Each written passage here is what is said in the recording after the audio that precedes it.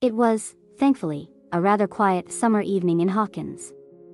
The streets were empty, only the hum of the streetlights broke the silence. And a car, in which Nancy Wheeler sat. On her way to the woods on the edge of town, once she arrived, she parked the car, walked to the cabin, and took a deep breath. In her hands, she held a small gift box tied with a blue ribbon. She wasn't sure if the gift was appropriate, but she felt a strong need to express her gratitude. The events at the hospital had shown her just how brave and strong 11 was. Nancy had never really had the chance to thank her, and now that some semblance of normalcy had returned, she wanted to seize this opportunity. With one last deep breath, she knocked on the door. It didn't take long before she heard a faint shuffling and footsteps from inside. The door opened, and there stood 11, surprised and slightly flustered. She was wearing her typical jeans, a colorful purple shirt, and was barefooted. "Nancy?" 11 asked, her eyes widening in surprise. Hopper isn't here right now. Should I tell him you stopped by?" Nancy smiled and held up the small gift box. "Hey, Elle, no. I actually wanted to see you. I know this might be a bit strange, but I just wanted to thank you personally. For everything you did. You saved my life and, well, I thought I'd bring you something." 11 looked at the box. Then back at Nancy, her eyes shimmering with curiosity and gratitude. She took the gift and carefully opened it. Inside was a small, pink plush elephant. A truly unfitting gift, Nancy thought nervously, but it was the only thing she could find in the store that seemed special. And somehow, she thought it would metaphorically fit because 11 was the proverbial elephant in the room. But now that she thought about it, she wasn't sure how she came to that odd conclusion. 11 took out the plush elephant and smiled. "Thank you, Nancy," she said softly. "Elephants are big," Nancy smiled. Yeah. Really big. And strong." 11 looked at Nancy with a grin. "And they can trample a lot if they want to." What?" Nancy wondered. "Oh, nothing. Never mind. It's beautiful." 11 finally said with a sincere smile. Nancy breathed a sigh of relief. "I'm glad you like it. I just wanted to tell you how much I appreciate what you did. You're incredibly strong, Elle." 11 nodded and looked Nancy straight in the eyes. "We're all strong when we stick together." Nancy couldn't suppress a smile. "Yes, we are. But especially because of you. But it's nice to see you're so humble." The two girls stood at the door for a moment, the evening sun shining warmly through the canopy of leaves. In that moment, Nancy felt a deep connection and was sure that a new chapter in her friendship with 11 was beginning, but 11 felt something entirely different. Her gaze darted nervously around, as if sensing an invisible presence. "Elle? What's wrong?" Nancy asked worriedly as she noticed the sudden discomfort on 11's face. 11 closed her eyes briefly, concentrating, then opened them again. "I sense a danger. But not here. In another world." Nancy frowned. "Another world? Like the upside down?" "Similar," 11 said, trying to find the right words. "I can travel between different dimensions. There are practically infinite ones." "It's hard to explain," Nancy nodded, but her confusion was still evident. Before she could ask more questions, 11 stepped determinedly towards a nearby tree trunk. She placed her palm on the rough bark and concentrated, which was evident as her nose started bleeding again. Suddenly, the trunk began to pulse, and a shimmering red portal opened in the middle. "Oh my God!" Nancy murmured, her eyes widening in shock and curiosity. It reminded her of the tree portal that had once led her into the upside down. That was on that dreadful night when they had sought the monster, and found it. She had almost been caught by that thing back then. Her heart raced as she thought about it, and she didn't want to go through that again, but as 11 crawled through the narrow portal without hesitation, Nancy knew she had to follow, no matter how frightening it might be. She couldn't leave 11 behind. Not after everything she had done for her. Taking a deep breath, Nancy climbed through the portal in the tree trunk. It was tight and musty, just like last time, but fortunately, it wasn't as dark. She had the warm evening light behind her and, apparently, daylight ahead of her. That was comforting. On the other side, she experienced an astonishing surprise. The wood had gradually given way to some kind of stone or rock, and somehow, it felt strangely light and fragile. She pushed aside some chunks and crawled further into the light.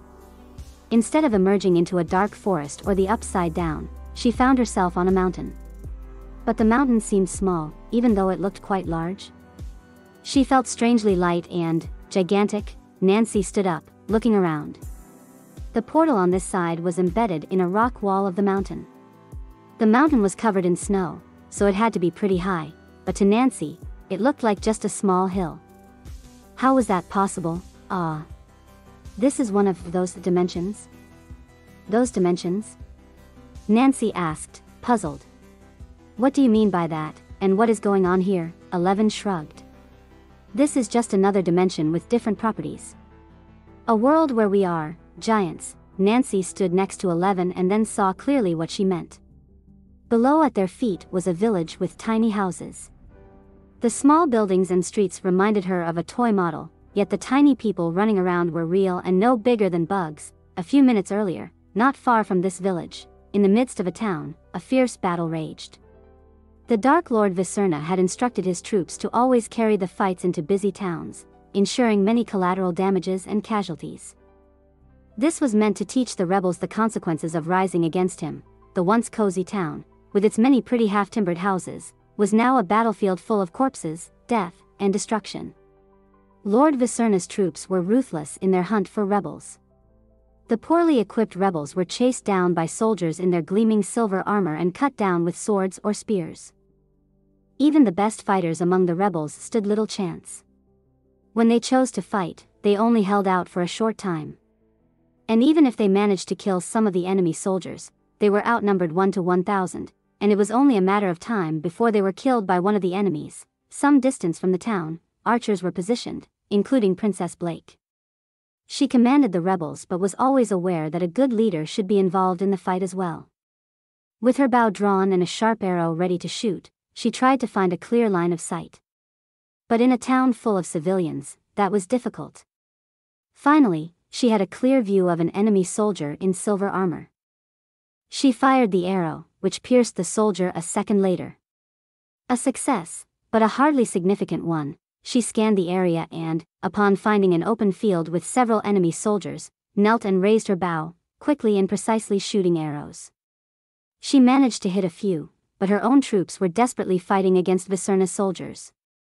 The situation grew worse. They had already lost many of their bravest fighters. Blake felt the exhaustion of her people and her own hopelessness, but she could not and would not give up. The thought of the oppression and suffering of the common people drove her onward. "We're losing too many people," said her advisor, standing worriedly beside her. "But the town. The troops will destroy the town if we do nothing," protested the princess. "If we stay here, we'll lose the town and our troops. And in the worst case, you'll be killed too. Then our defeat will be complete." A tear rolled down the princess's cheek. "But there must be something we can do." The advisor stepped closer and bowed to her. "Sometimes, you have to know when it's time to retreat. These are tough decisions. But sacrificing your troops and yourself helps no one. The advantage of evil is that destruction is always easier than peace. Protecting people is always harder than exposing them to danger. That's why your fate is so hard. It's the burden of the righteous." Blake lowered her bow and wiped her tears. "I will bear this fate with dignity." Then she called out as loud as she could, "All troops, retreat. Get to safety." Everyone not engaged in combat tried to escape, fleeing from the overwhelming number of enemy troops. With a heavy heart, Blake mounted her horse and galloped away to lead her people. "We ride to the mountains," she called to her chief general. "There might be hideouts. And we can use the advantage of high ground. Order all archers to take good shooting positions." The general nodded and rode in the opposite direction. Meanwhile, Blake kept shouting to all troops nearby, gathering them and leading them toward a remote mountain village she had visited as a child. Her determination remained unbroken, even though the outlook seemed bleak. Blake fervently hoped that the high ground advantage would save them, even though the chances were slim, as the overwhelmingly numerous enemy troops pressed closer. Some time later, Blake and her rebels reached the mountain village and tried to regroup. But Viserna's troops were not only good fighters but also fast. They were already closing in on the village and had overrun the first lines of archers. It was typical of Viserna to disregard human lives. He didn't care how many of his soldiers died or how many civilians were killed. He only wanted victory and absolute power. Blake nervously dismounted her horse and looked around the village. There had to be people here who knew the area well enough to show them hiding places or a shortcut to escape quickly. The village mayor approached her, but instead of offering help, he said, "You're not welcome here. We are loyal subjects of the king and pay tribute to Viserna, as all decent citizens do." The princess boiled with rage. "I am the king's daughter. If you are loyal, then help us." "Oh no. We've already heard of your rebellious escapades. Villages that support you are razed to the ground. That won't happen here. So leave immediately and move on." At that very moment, a massive rock wall of a mountain bordering the village burst open, and two gigantic figures crawled out. The mayor turned pale with fear as he saw the two giant girls. "Now the god sent giants to punish us. You are cursed. Princess. Leave quickly, or we'll all die." The princess, herself surprised and utterly overwhelmed by the sight of the enormous women, didn't know what to make of it. She had seen and experienced many things, even things she once thought impossible, but two such giant people? And in such strange clothing? She had never seen anything like it. One of them was a young woman with wavy brown hair.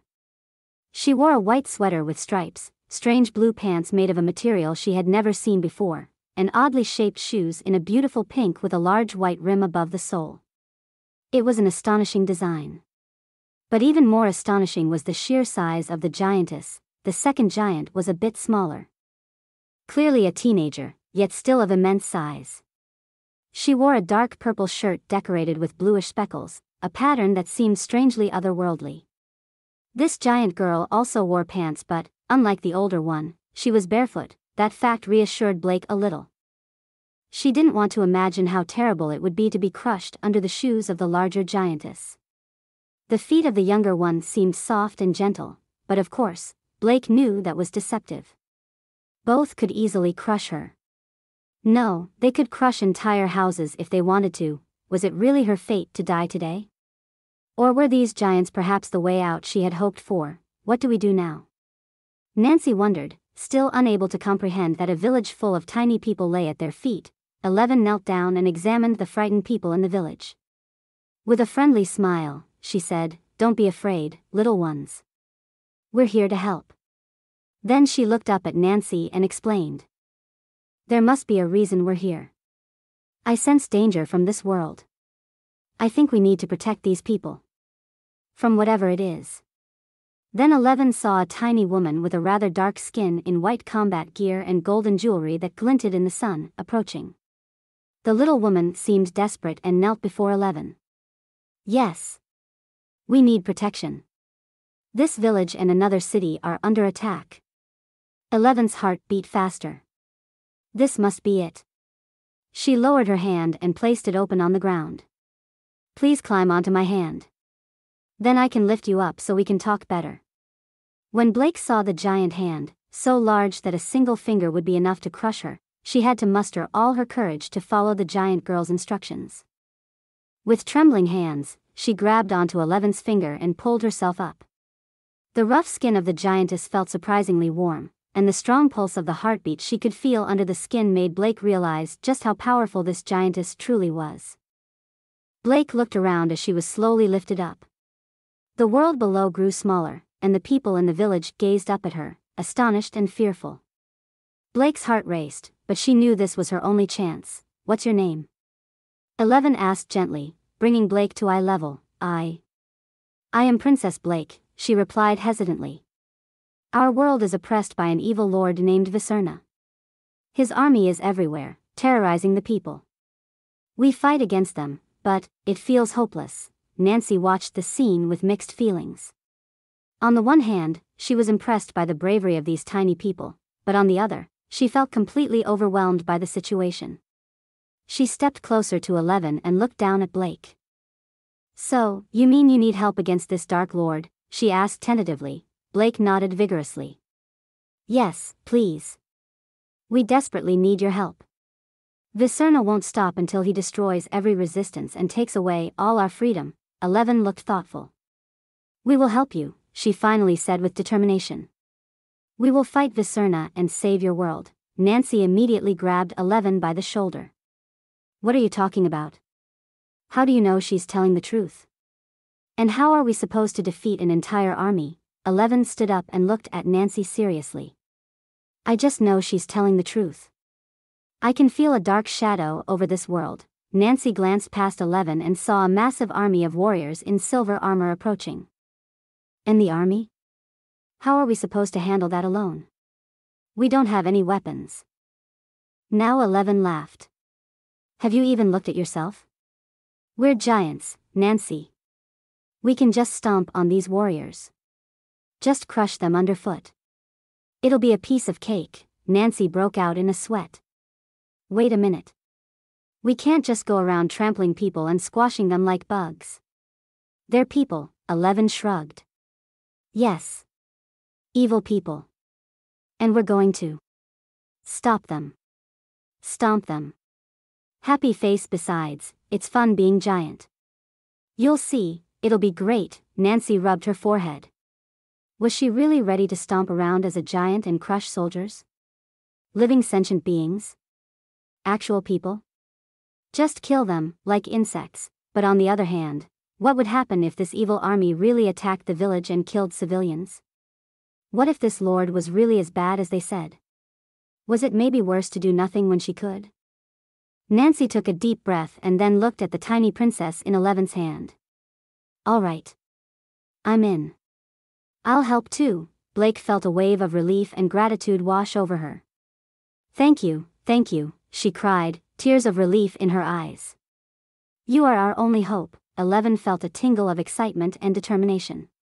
Well then, she said, looking at the village and the surrounding landscape, let's take down this nasty army. With careful steps, she walked through the tiny village, placing one foot carefully after the other. The frightened people quickly moved aside before 11's foot came down. Some children were in awe as they saw the young giantess and even followed her, much to their parents' dismay. They ran close behind 11's gigantic bare feet. Impressed by the immense size and the graceful, powerful movements of hers, Nancy stood there for a while, watching 11 walk away. She couldn't believe she had agreed, this was all crazy. 11 stepped resolutely out of the village, heading directly towards the enemy army gathering at the edge of the mountains. The warriors in their gleaming silver armor looked like an unstoppable force, sweeping over everything in their path. 11 saw some of the rebel archers bravely trying to defend their position, only to be overwhelmed and brutally struck down. A deep feeling of anger welled up inside 11. She couldn't allow these innocent people to suffer any longer. With a determined movement, she raised her hand and concentrated. Suddenly, several soldiers were seized by an invisible force and hurled into the air, their screams echoing through the mountain passes as they crashed down and shattered upon impact.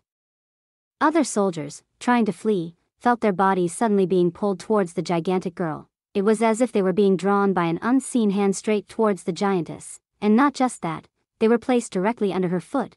Without hesitation, 11 brought her foot down on the screaming warriors and crushed them effortlessly.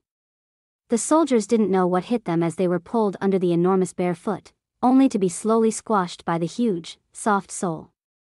Their armor gave way, and as the pressure became unbearable, their bodies finally yielded and burst under the girl's delicate foot.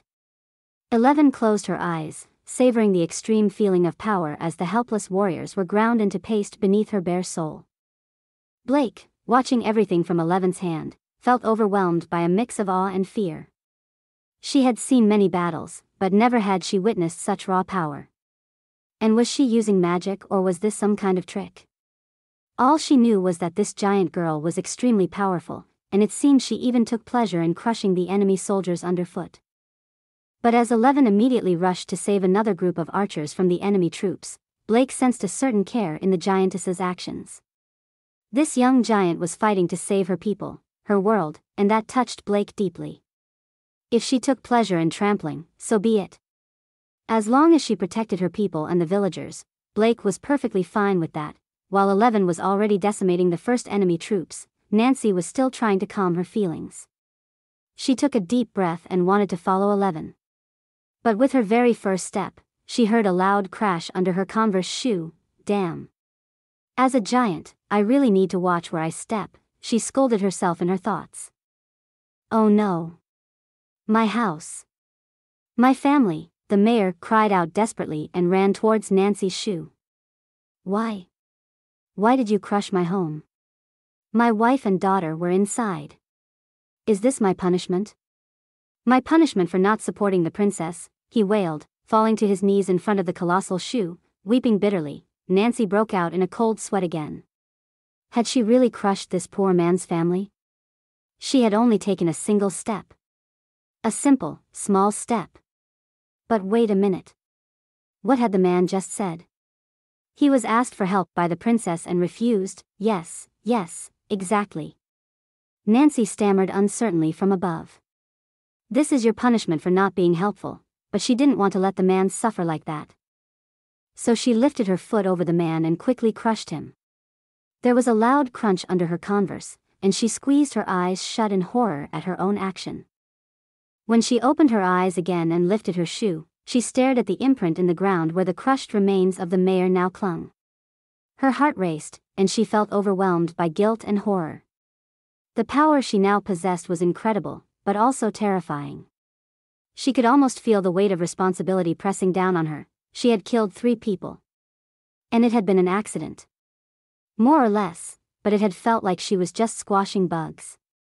Yet, she knew, of course, that they were real people. As a giantess, everything felt different. Some villagers who had witnessed the scene screamed and ran away, while others fell to their knees before her, begging for mercy.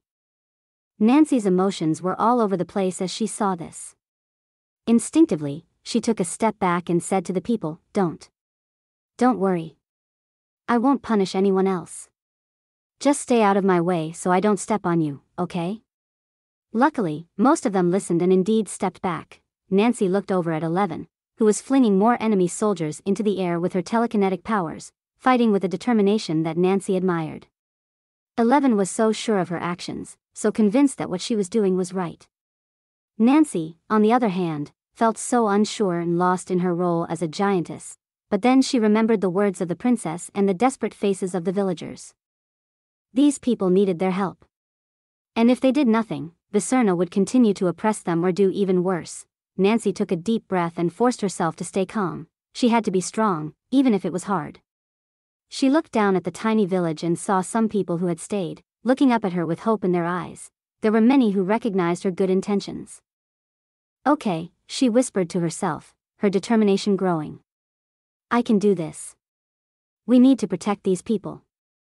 I just have to be careful where I step.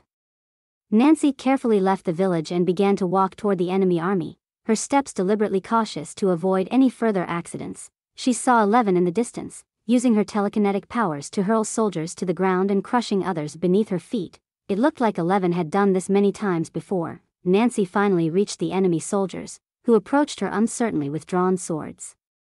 Nancy looked down at the tiny warriors with mixed feelings. She could see that these soldiers were afraid of her, but they seemed to fear their commander even more. As they actually tried to attack her, she lifted her foot and aimed at the first group of soldiers who were trying to strike her shoe. She slowly lowered her Converse. Heard the screams. Then the cracking and crunching as the men were crushed under her sole. It felt strange, but she knew it was necessary. She lifted her leg and glanced at her sole, which now bore the remains of numerous crushed soldiers. A single step and over 20 men were dead, just crushed like bugs. What power! Her heart beat faster as she simply continued walking and repeatedly stepped on the screaming soldiers, all of whom were squashed into mush under her Converse soles. With each step, she grew more confident. She would help 11 protect the village and its inhabitants, no matter the cost. Even if it meant changing herself.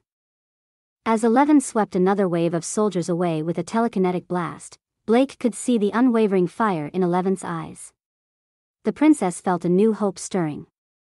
Maybe this was truly the help they had needed. Giants, how fascinating and powerful, yet at the same time, she couldn't ignore the brutal reality of this battle. The soldiers were tossed through the air like toys and mercilessly crushed beneath 11's bare feet. Blake could see the horrors of war up close, and it reminded her how desperate their situation had been. Blake's hands trembled as she clung to 11's fingers. In that moment, she was mostly grateful for the help from the gigantic girl. "Thank you," she whispered. Barely audible but full of relief, 11 glanced down at Blake briefly before focusing on the remaining soldiers. "It'll take a while, but I'm happy to help," she said with a grin. "Besides, I kinda enjoy squashing these losers underfoot." Each of her steps made the ground quake and sent waves of panic through the soldiers' ranks. Viserna's men didn't stand a chance against the gigantic women. 11 concentrated and raised her hand, her telekinetic powers activating. The front rows of soldiers were suddenly lifted into the air as if they were nothing more than toy figures. With another focused thought, she pulled them closer and flung them to the ground, right in front of Nancy's feet as she joined her. 11 winked, "A little gift for you." Nancy didn't know whether to thank her, laugh, or feel pity for the soldiers. But she didn't think long and took the deadly step, crushing the battered warriors under her converse. Seeing many of the troops retreating and trying to flee, 11 intensified her telekinetic abilities, drawing more and more of them towards her. Time and again, she placed the helpless men either under her feet or Nancy's. For the two giantesses, it was almost like a walk in the park, but beneath their feet, literally thousands of soldiers were dying. Nancy, now fully utilizing her size and strength, stepped on the tiny warriors with more confidence and dominance. She felt the movement beneath her feet, heard the crunching of armor and the screaming of soldiers, but she no longer found it unpleasant. Quite the opposite. She was beginning to enjoy it. "We need to make sure none of them escape," Nancy called out to 11 as she crushed more men. Blake, still in 11's hand, found it terrifying how easily the giants were wiping out the enemy. But she was also thrilled. Finally, it looked like things were turning for the better, yet, the power of the giant girl certainly frightened her. Blake knelt down in 11's hand and looked up at her. "You possess magical abilities beyond our imagination. You must be a goddess. Forgive me for not realizing this sooner." Nancy, hearing this, couldn't help but burst out laughing. "A goddess? Did you hear that?" 11 shook her head and smiled. "No, I'm not a goddess. I'm just a giant girl," Blake frowned. "But those powers, they're incredible. It must be magic. What do you call this ability?" 11 tried to explain, "It's telekinesis. I can move things with my mind." Blake looked confused. What? Nancy, noticing the princess's puzzled expression, grinned. "Telekinesis, it means she's like a wizard." Blake looked at 11 with new eyes. "A wizard, that makes sense.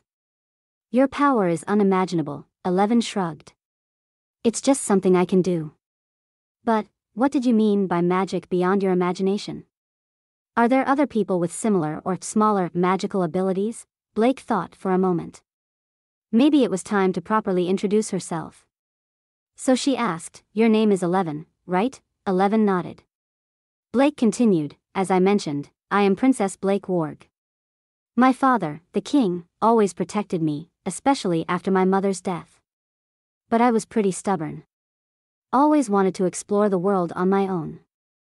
I learned archery, riding, and sneaking around. My father finally realized he couldn't hide me from the world, so he brought in the best teachers he knew. Now I know a bit of sword fighting, I'm an excellent archer, and I learned healing magic." 11 looked at the tiny Blake with wide eyes. "Healing magic? How exactly do you heal people?" Blake shrugged. "There are many ways. Healing herbs and regular medicine are common methods.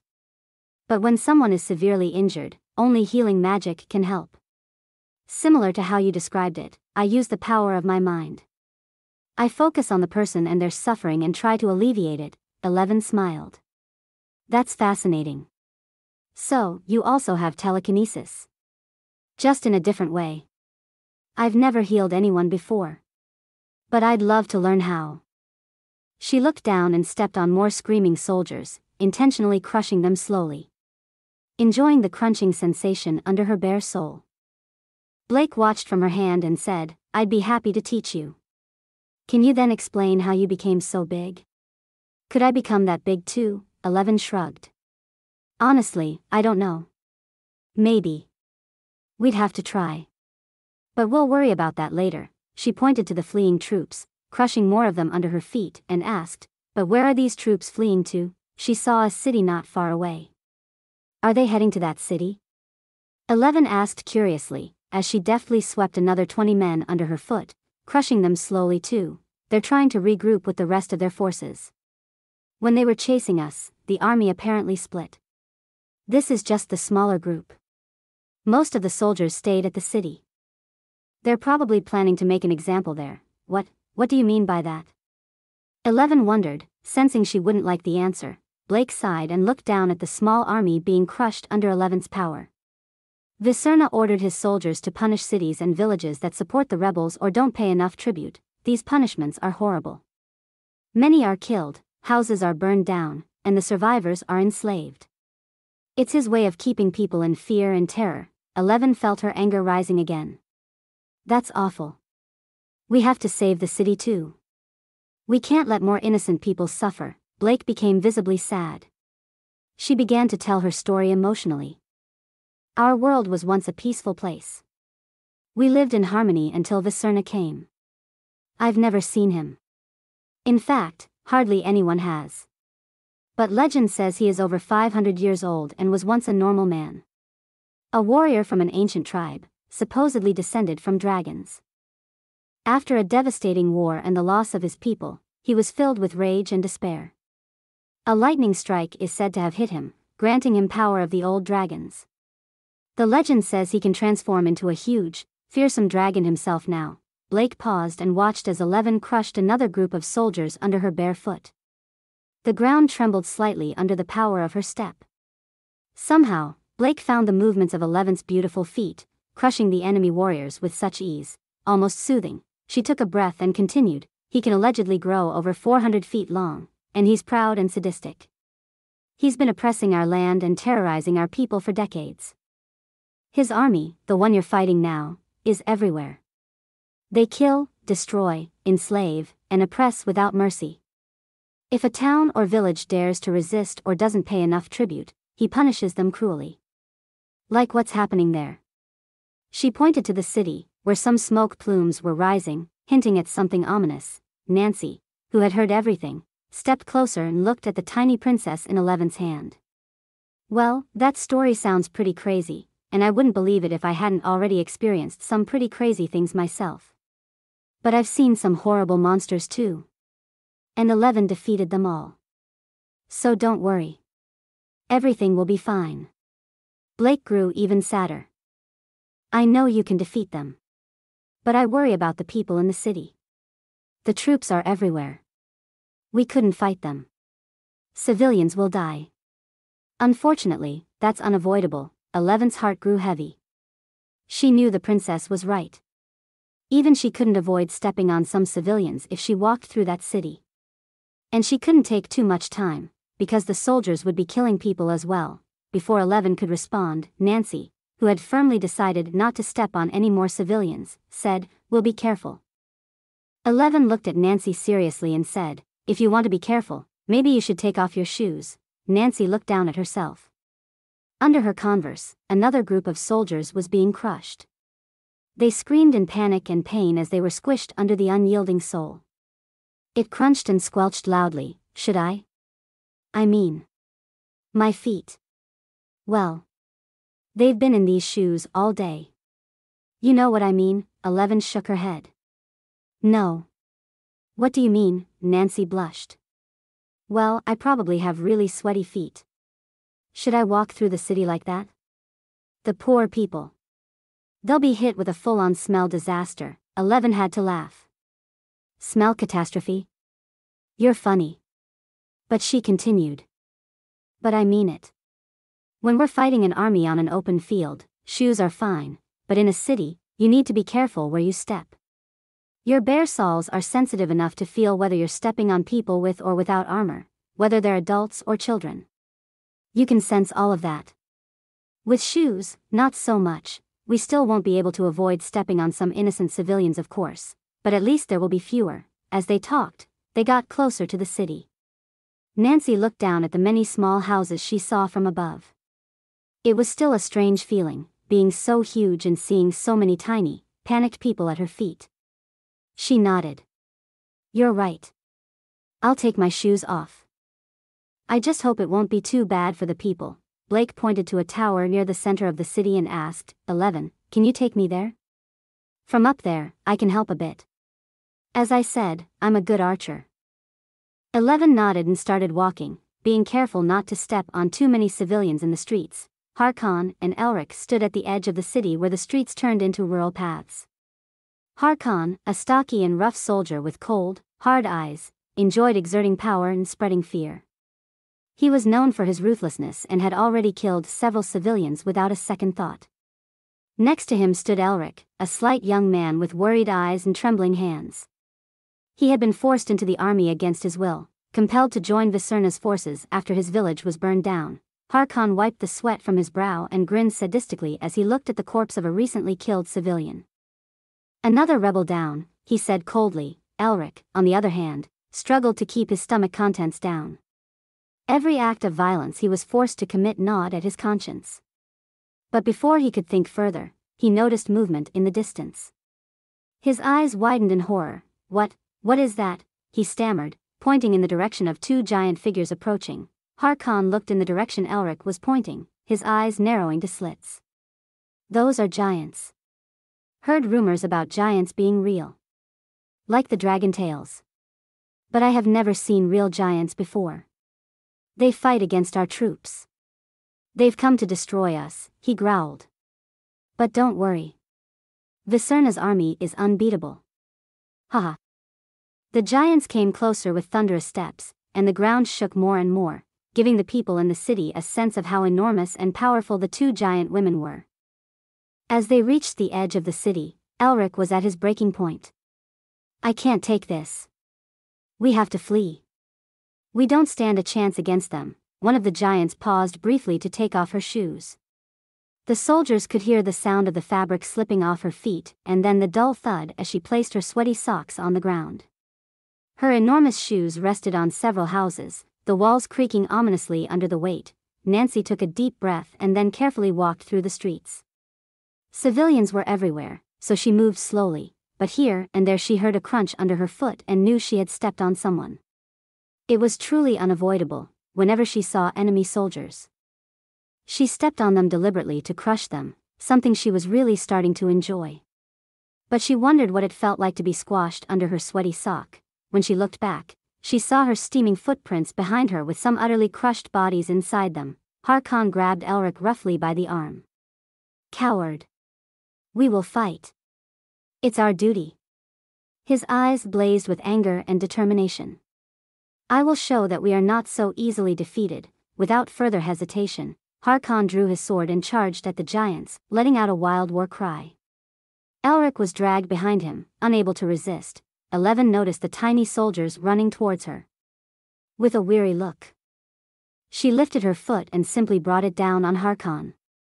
It took no effort. Harkon was crushed under her gigantic soul as if he were nothing more than an useless insect. Elric, who had jumped to the side just in time, narrowly survived.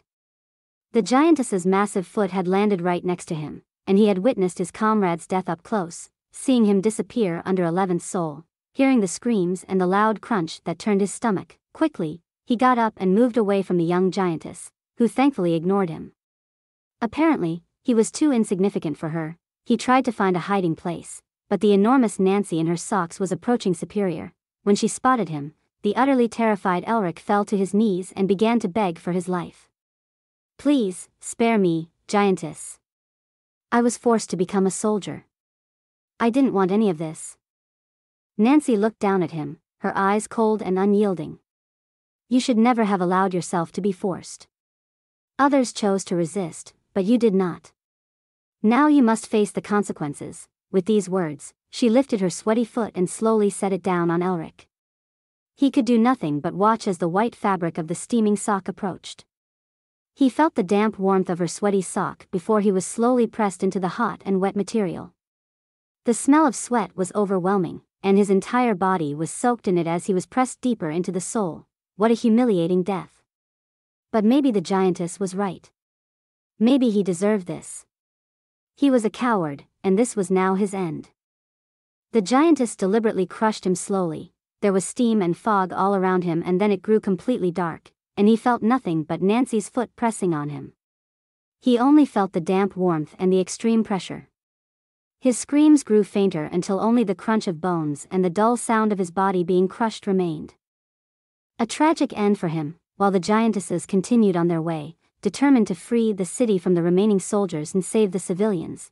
Nancy felt her socks getting wetter. Disgusted, she lifted her foot and noticed the many red stains. Damn, I should have taken my socks off too. I'll never get these stains out, Nancy muttered. 11 turned to her with a grin. Haha. Well, at least you'll have a keepsake from our adventure, Nancy chuckled. Stop talking nonsense, she said as she removed her socks, placing them on several buildings. The people inside were overwhelmed by the intense smell, feeling the humidity rapidly increase as their homes were filled with steam and almost completely darkened by the fabric. There's no way I'm keeping these dirty as a souvenir. Now completely barefoot, Nancy continued walking through the narrow streets, which were too small for her large feet. Many buildings were damaged or even demolished in her path. She crushed numerous soldiers and unfortunately, some civilians too, leaving a trail of destruction. Nancy couldn't help but smile. This feels so intense, she exclaimed, stepping on a group of about 10 soldiers.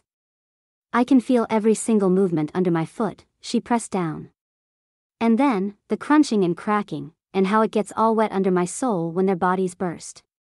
It's incredible, 11 grinned. I thought you'd like it. The giant teenager finally reached the tower and set Princess Blake down. Blake immediately took her position, readying her bow and scanning for targets. She spotted a family being threatened by 2 soldiers. One of the soldiers was brutally dragging the children out of their house without any sympathy. Blake aimed carefully and fired. Within a second, her arrow pierced the man's heart, and he collapsed lifelessly to the ground. At least this way, she could help. 11 saw this, approached the second soldier, and crushed him with a quick move under her big toe. She then smiled at Blake and gave her a thumbs up. Blake, unfamiliar with the gesture, wondered if it was a signal or a secret code. Nonetheless, the giant girl's smile indicated it was something good. 11 refocused on crushing the enemy troops. She stomped through the streets, relishing the act of squashing so many soldiers. Her beautiful feet elegantly moved through the narrow alleys, repeatedly coming down on the screaming warriors, mercilessly smashing them to paste. A group of about 20 soldiers was leading several families through the cramped streets of the city. Men, women, and children were being roughly shoved around, fear and panic evident in their eyes. The soldiers had taken them as hostages, hoping this would protect them from the giantesses who were clearly on the side of the civilians. A bearded soldier with a scar over his right eye, apparently the leader, held his sword threateningly to a boy's throat. If the giantesses come too close, use the hostages as shields, he shouted, looking around nervously. The other soldiers followed his lead, holding their weapons to the hostages and waiting tensely as the massive, towering girl from another world approached with earth-shaking steps. Suddenly, the soldiers felt a strange force wrenching their swords from their hands. The blades flew through the air, landing in 11's hand before she simply let them fall. Panic erupted among the disarmed soldiers as they tried to make sense of what was happening. But before they could react, they were pressed to the ground by 11's invisible power. It felt like a giant hand was holding them down, rendering them immobile. 11, looking down at the scene from above, focused, fully utilizing her telekinetic abilities. She held the soldiers firmly to the ground while instructing the hostages to quickly escape. They hastily took the opportunity to flee, running as fast as they could away from the soldiers and the giant girl who just had saved their lives. With a mocking smile on her lips, 11 looked down at the helpless soldiers. You really thought you could hide behind innocent people? Pathetic. Slowly, she raised her bare foot and used her power to pull the warriors under it. It was all so easy for her while the enemy soldiers had no chance to resist, let alone survive. I'm going to enjoy this, she said coldly before slowly lowering her foot onto the soldiers. The crunching and the sickening sound as they were slowly crushed under her weight echoed through the streets. Content, Eleven closed her eyes and savored the feeling as the helpless soldiers were squished and burst under her bare soul. It was so wonderful, she continued, crushing one soldier after another, while using her telekinetic abilities to sort out and protect the civilians. 11 relished the power and the sensation of making the soldiers pay for their cruelty. She moved deliberately, ensuring that none escaped and that each one met a painful and slow end under her saws, all while saving the civilians. Nancy, on the other hand, couldn't save people as precisely. Wherever her sweaty feet stepped, everyone beneath them perished. Nancy moved cautiously through the city streets, but her enormous feet crushed everything underneath. Her feet were slightly larger than 11's, and with each step, she felt the crumbling of houses, crunching and bursting of enemies and, regrettably, innocent civilians. Her heart grew heavy each time she realized that innocents were caught under her foot, followed by the inevitable cracking sound. "Please, move aside. I don't want to hurt you," she called down, her powerful voice echoing through the streets. "Run away as fast as you can." Yet in the chaos and panic, not everyone could get to safety quickly enough. Nancy unintentionally stepped on some civilians trapped in the crowd, even as she aimed for the enemy troops. Time and again, she felt the resistance under her feet, knowing she wasn't just hitting foes. "I'm so sorry," she whispered to herself, hoping the people would understand if she crushed any of their loved ones. Despite the losses, Nancy knew she had to keep going.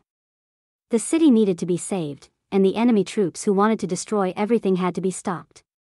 She couldn't sort out the civilians like 11 could with her telekinetic abilities, but she did her best. "Run away," she called again as she saw a group of soldiers ahead. She raised her massive foot and stomped quickly, aiming to crush all the warriors in the troop. Crunch. Crash, smush. And they were all flattened in her footprint. Isla held her young son Jorin tightly against her. Her eyes were wide with fear as the soldiers surrounded them. The blades of their swords glinted menacingly in the sun, and Isla felt her heart pounding in her chest. Jorin clung to her, his small hands trembling with fright. "Mommy, what's going to happen to us?" he whispered, his voice barely audible. "Stay calm, my love," Isla replied, holding him even tighter. "We will get through this." Suddenly, a loud rumble was heard, followed by thunderous footsteps. Isla looked up and saw the gigantic Nancy approaching. Her massive feet stomped through the streets, destroying houses, and each step made the ground shake. People and animals alike tried to flee. Carts, objects, soldiers, and even some innocent people were crushed under the giantess's colossal, bare feet. The soldiers around Isla and Jorin grew nervous, gripping their weapons even tighter. "She's getting closer," one of the soldiers shouted. "Hold the hostages tight. She won't attack us if we have them in front of us." Isla knew the soldiers hoped to hide behind them to escape the destruction. But she could see the determination in Nancy's eyes. The giantess wouldn't be stopped, and she knew what that meant. Nancy paused for a moment, assessing the situation. She could see the cowardly warriors had taken hostages, but she couldn't simply free them. "I'm sorry," she whispered before raising her bare foot and lowering it over the group. The sole was damp and sweaty, the skin glistening slightly in the sunlight. Isla already felt the radiating warmth of the massive foot above her and held Jorin protectively. "I love you, my darling," she said softly as the enormous foot slowly descended on them. The soldiers screamed in panic, trying to flee, but it was too late. Nancy's foot came down on them, pressing them into the ground. Isla could smell the strong odor of sweat as she was pressed into the moist sole. She felt the warmth and the damp skin around her before she and her son were slowly squished under the enormous weight. The pressure was unbearable, and the last thing she heard was the loud crunching of bones and the dull sound of her own body being crushed under the mighty sole. The soldiers around her were also slowly squished, their screams quickly silenced under the overwhelming pressure. Nancy felt the tiny bodies give way beneath her foot, the crunching and bursting a gruesome but satisfying sound she wouldn't forget. "I'm sorry," she said quietly as she lifted her foot and moved on. Red stains remained under her sole and in her steamy footprints, a sad testament to the sacrifice that had been made. Isla's remains stayed in the deep footprint, while her son Jorin was left sticking to the giantess's sole. But Nancy didn't notice and would never know who she had just crushed. They were just two among thousands. Hours passed, and eventually, the battle was over. with most of the enemy troops crushed under the mighty feet of Nancy and 11. Only a few soldiers survived and fled in panic from the city, their fear of the gigantic women too great to continue fighting. Princess Blake and her group of rebels immediately began helping the city's residents. The wounded were tended to, debris was cleared, and slowly hope returned to the hearts of the people. Blake was determined to heal the injured. She used her abilities to mend their wounds, while the giant and curious 11 kneeled in front of her and watched attentively from above. "How do you do that?" 11 asked, fascinated. Blake smiled and patiently explained, "It requires concentration and knowledge of the healing powers of nature. Every injury I heal brings back a piece of life. Do you want to try?" 11 eagerly nodded and tried to mimic Blake's movements. With time and Blake's guidance, she managed to heal wounds, not just of individuals, but of entire groups of people. "That's amazing," Blake exclaimed, and 11 added, "Thanks to you. But I still need to practice." Meanwhile, Nancy was helping to clear the rubble of the destroyed buildings. Her enormous hands effortlessly lifted the heavy debris, and she carefully sorted the materials so the residents could use them for rebuilding. "Thank you, Giantess Nancy," said an older man standing beside her as he began to rebuild his hut. "We wouldn't be able to do this without your help." Nancy smiled and wiped the sweat from her forehead. "You're welcome. We wanted to help, and it means a lot to see your city in peace again." Eventually, 11, holding Blake in her hand, joined Nancy and sat down next to her. Blake looked up at Nancy and nodded appreciatively. "You helped us save an entire city and protect many lives. Without you, this wouldn't have been possible. I can't even imagine what would have happened if you hadn't intervened." Nancy replied modestly, "We just did what we could. It was the right thing to do." Blake looked at the two giantesses, her eyes shining with gratitude. "Thank you. You've shown me that there is hope. That tyranny can be ended." Nancy nodded and glanced at 11. "It was an honor, Princess. But it's time for us to return home." Blake smiled sadly but understandingly. "I will continue to be thankful. And this city will always hold you in high regard. Will you ever return?" 11 smiled and said, "Just think of me and I will return whenever you need me. I can hear your thoughts." The two giantesses bid heartfelt farewells to Blake and the city's residents and returned to the small mountains where their portal awaited them. Nancy looked around one last time and savored the feeling of being so immense and to tower over everything. It had been a special adventure that brought her and 11 closer together, and she hoped that one day, she could return as a giantess to experience more adventures. The end. This was the commissioned story Stranger Worlds. We hope you enjoyed the story. For more, subscribe to our channel and check out our Patreon page. Thank you very much.